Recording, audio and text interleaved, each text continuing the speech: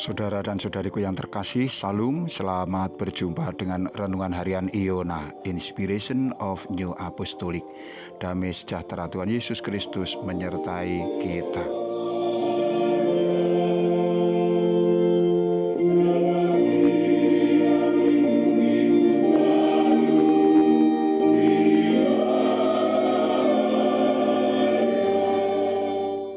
Kita akan membaca firman Tuhan dari Injil Lukas pasal 12 ayat 25 hingga 27. Siapakah di antara kamu yang karena kekhawatirannya dapat menambahkan sehasta pada jalan hidupnya? Jadi jikalau kamu tidak sanggup membuat barang yang paling kecil, mengapa kamu khawatir akan hal-hal yang lain? Perhatikanlah bunga bakung yang tidak memintal dan tidak menenun. Namun aku berkata kepadamu, Salomo dalam segala kemegahannya pun tidak berpakaian seindah salah satu dari bunga itu.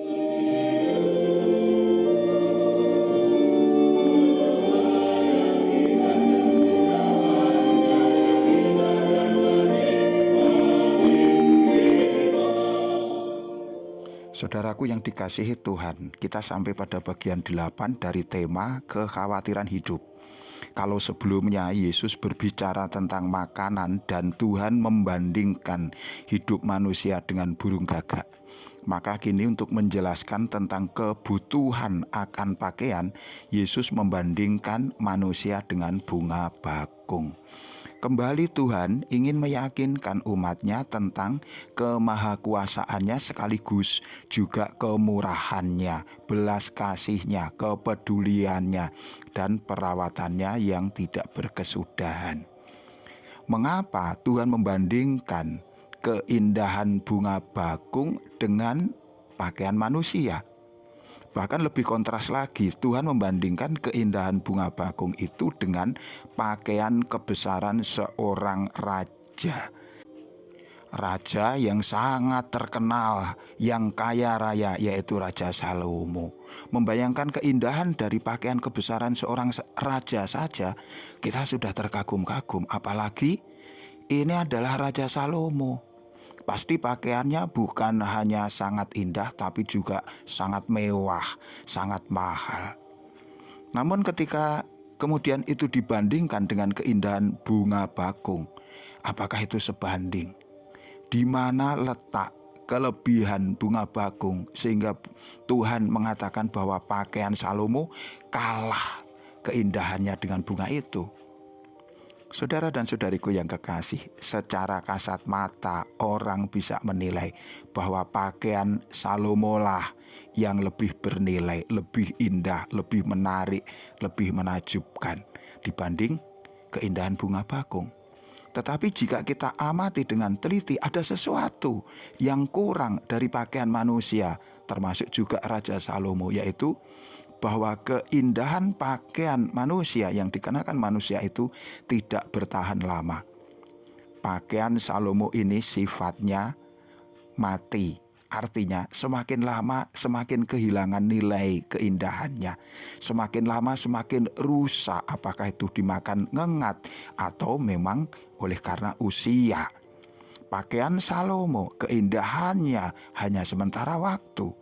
Bahkan kita yang hidup pada zaman sekarang sudah tidak dapat lagi mengenali seperti apa bentuk pakaian itu, apalagi merasakan keindahannya. Kita sudah tidak dapat lagi. Ini berbeda dengan keindahan bunga, dalam hal ini bunga bakung. Meskipun bunga yang hidup pada masa zaman Tuhan Yesus itu sudah mati, tetapi keindahan bunga ini akan terus hadir di sepanjang masa, di sepanjang kehidupan manusia.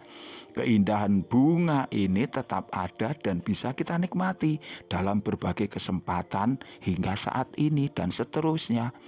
Misalnya dalam pesta senantiasa ada hiasan bunga yang membuat keadaan menjadi semarak.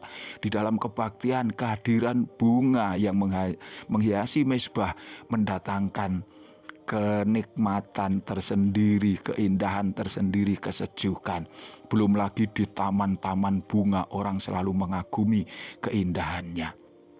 Bunga menghadirkan kesejukan, keceriaan, dan keharmonisan yang terus-menerus silih berganti, tidak pernah sirna. Dan itu siapa yang membuat? Itu siapa yang menciptakan? Bukan tangan manusia, melainkan Sang Pencipta, yaitu Allah Bapa kita yang ada di surga.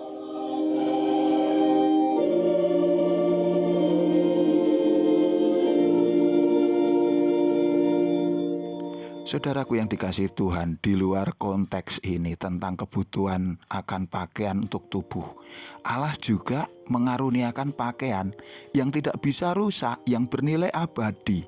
Itu tidak bisa luntur keindahannya, yaitu pakaian untuk jiwa kita.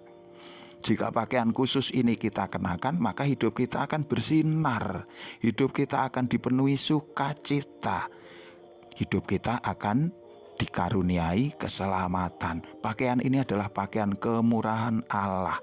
Itu ada di dalam firman, di dalam sakramen, berkat pengampunan dosa-dosa kita. Itu semua mengerjakan bagi kita kekudusan yang sangat kita butuhkan untuk hidup kita yang abadi. Betapa seringnya Tuhan mengingatkan kepada kita tentang pentingnya pakaian rohani ini. Jika firman Tuhan yang adalah salah satu dari pakaian untuk jiwa kita kenakan, artinya firman itu menjiwai hidup kita, tampak dalam sikap hidup sehari-hari, di dalam tutur kata, di dalam pergaulan kita, maka keindahannya akan melebihi segala pakaian duniawi yang pernah ada. Ini akan lebih indah daripada pakaian kebesaran seorang raja, bahkan raja yang sangat terkenal sekalipun. Firman, sakramen, dan berkat adalah pakaian putih, yang itu adalah karunia iman kita.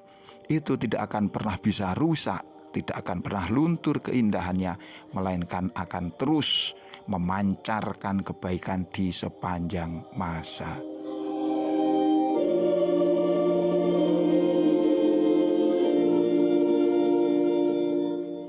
Saudaraku yang dikasihi Tuhan, pesan renungan kali ini adalah berhentilah engkau mengkhawatirkan segala sesuatu.